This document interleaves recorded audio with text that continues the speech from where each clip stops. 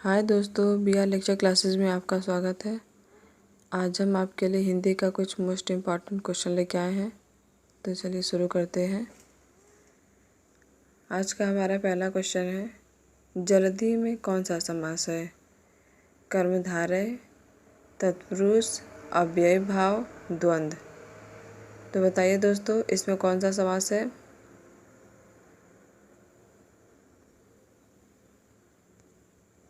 तो दोस्तों, जल्दी में हमारा जो है तत्पुरुष समास है। इसका समास विग्रह क्या होगा दोस्तों? जल को धारण किया हुआ। चलिए अगले क्वेश्चन पे चलते हैं। क्रोध शब्द का पर्यायवाची है। तो दोस्तों, यहाँ पे पर्यायवाची की जगह पे विलोम हो गया है। तो ये विलोम नहीं रहेगा, पर्यायवाची रहेगा। क्रोध शब्द का पर्यायवाची है दोस्तों, तो यहाँ पे क्या होगा? संताप, अमर्ष, वैमनस्य, भीति।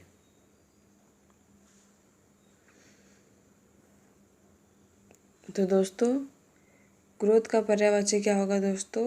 अमर्ष होगा। दोस्तों, संताप किसका पर्यायवाची है? तो संताप जो है ये दुख का पर्यायवाची है। वैमनस्य किसका है? तो ये जो है शत्रु का पर्यायवाची है। भीति किसका है? ये डर का पर्यायवाची है। तो हमारे इस क्वेश्चन का आंसर क्या होगा दोस्तों? ऑप्शन नंबर बी, अमर्ष। चलिए अगले क्वेश्चन पे चलते हैं।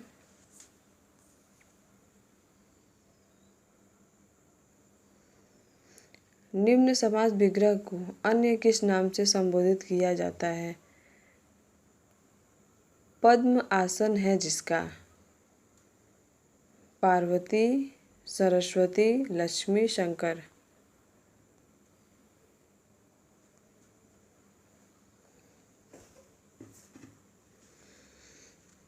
तो दोस्तों, इसका क्या होगा आंसर?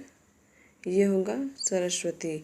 पद्म है आसन जिसका, अर्थात सरस्वती। दोस्तों, इसमें हम समास की बात करें तो कौन सा समास होगा? तो यहाँ पे दोस्तों तीसरे पद की बात हो रही है, तो यहाँ पे हमारा जो है बहुब्रीहि समास हो जाएगा। चलिए अगले क्वेश्चन पे चलते हैं।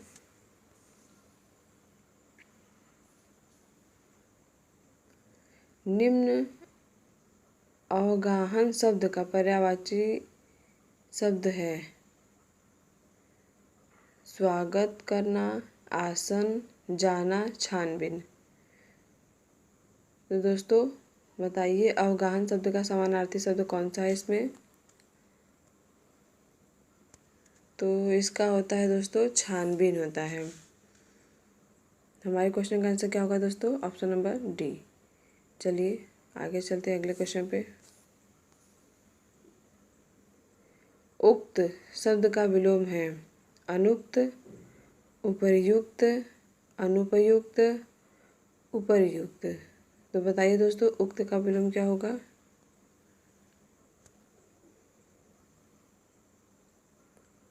तो दोस्तों, उक्त का विलोम होगा अनुक्त। उपयुक्त का विलोम क्या होगा दोस्तों? तो उपयुक्त का विलोम होगा अनुपयुक्त होगा। चलिए आगे चलते हैं अगले क्वेश्चन पे।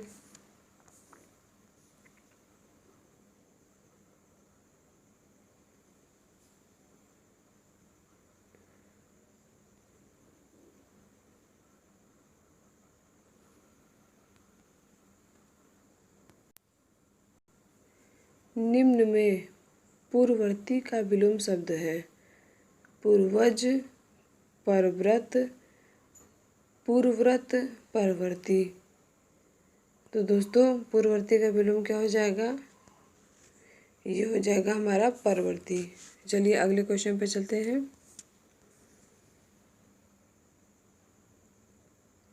इनमें से एक शब्द तद्भव है दिन, अंधकार, स्कंद, कपास।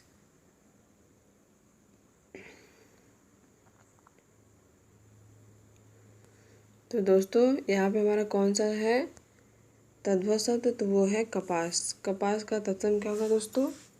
तो वो होगा करपास होगा। चलिए अगले क्वेश्चन पे चलते हैं।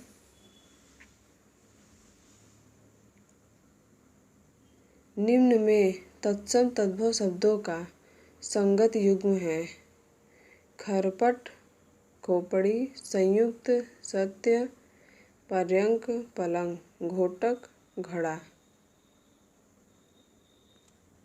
तो बताइए दोस्तों इसमें कौन सा युग्म है जो संगत है।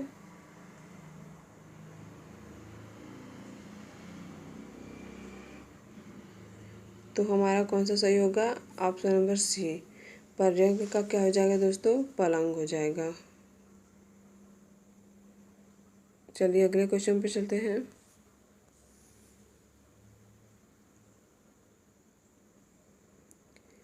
भूर्ध्व का संधि विच्छेद है भू प्लस ध्व, भू प्लस ऊर्ध्व, भू प्लस ध्व, भू प्लस व। तो भू का संधि विच्छेद क्या होगा दोस्तों, तो ये होगा हमारा ऑप्शन नंबर बी, भू प्लस ऊर्ध्व। चलिए अगले क्वेश्चन पे चलते हैं। नीरस में संधि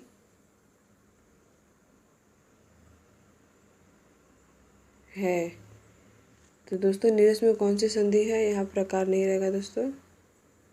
नीरस में संधि है तो नीरस में कौन सी संधि है दोस्तों, तो ये है हमारा जो है विसर्ग संधि है। इसका संधि विच्छेद क्या होगा दोस्तों, निह प्लस रस। चलिए अगले क्वेश्चन पे चलते हैं। जिसकी पूर्व से कोई आशा न हो, वाक्यांश के लिए उपयुक्त शब्द होगा प्रत्याशित, अप्रत्याशित, अप्रत्याशित, अप्रत्याशित।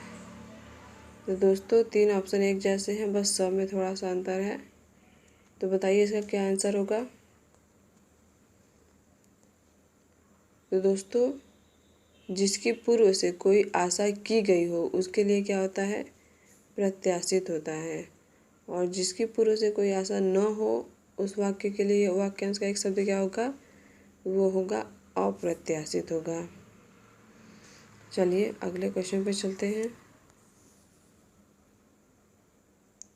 जो हर समय दूसरों की बुराई खोजता हो उसे कहते हैं, उसे क्या कहते हैं दोस्तों, उसे एक शब्द में कहते हैं दोस्तों छिद्रान्वेषी। क्या कहते हैं दोस्तों, छिद्रान्वेषी कहते हैं। चलिए अगले क्वेश्चन पे चलते हैं। अंधा बाटे रेवड़ी मुहावरे का अर्थ होगा विकलांग व्यक्ति का शोषण करना, अपनों को लाभ पहुंचाना, अपना ही हित करना, अंधेर मचाना। तो बताइए दोस्तों इस क्वेश्चन का आंसर क्या होगा। तो दोस्तों इसका आंसर है अपनों को लाभ पहुंचाना, ऑप्शन नंबर बी। चलिए अगले क्वेश्चन पे चलते हैं।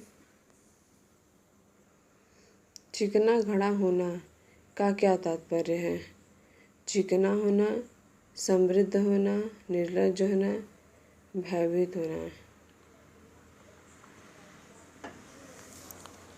तो दोस्तों इस मुहावरे का अर्थ क्या होगा, ये होगा हमारा जो है निर्लज्ज होना।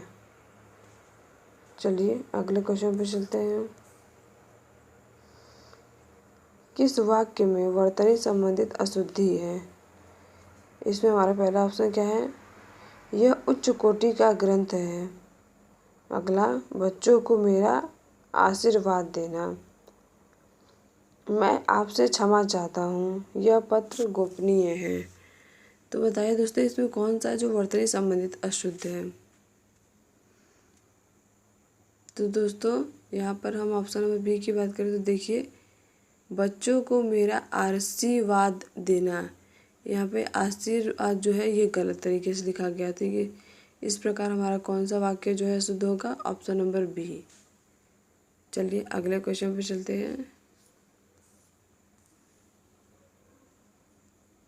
निम्न में से कौन सा शब्द पुल्लिंग है, भवदीया, डिबिया, साध्वी, संचालक।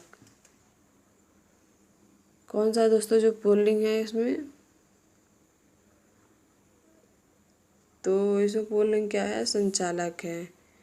इसका स्त्रीलिंग क्या होगा दोस्तों, संचालिका होगा। चलिए अगले क्वेश्चन पे चलते हैं। मैं प्रतिदिन दूध पीता हूँ वाक्य में रेखांकित पद में कारक है करण, कर्म, संप्रदान, संबंध। तो बताएं दोस्तों इसमें कौन सा कारक चिन्ह है। तो इसमें हमारा जो है कर्म कारक है। क्या है दोस्तों? कर्म कारक। चलिए अगले क्वेश्चन पे चलते हैं। निम्न में कौन सा वर्तनी शुद्ध है? अक्षुण्य, अक्षुण्य, अक्षुण, अक्षुण्य। तो बताइए इसमें कौन सा है जो शुद्ध है दोस्तों? तो यहाँ पे हमारा जो है ऑप्शन नंबर ए, ये क्या है? वर्तनी की दृष्टि से शुद्ध है।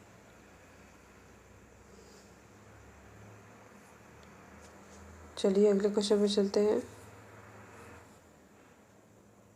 इन नामों में किसकी वर्तनी अशुद्ध है? तो दोस्तों इसका आंसर आप हमें कमेंट बॉक्स में बताइए कि इसमें कौन सा वाक्य जो है शुद्ध है, कौन सा अशुद्ध है।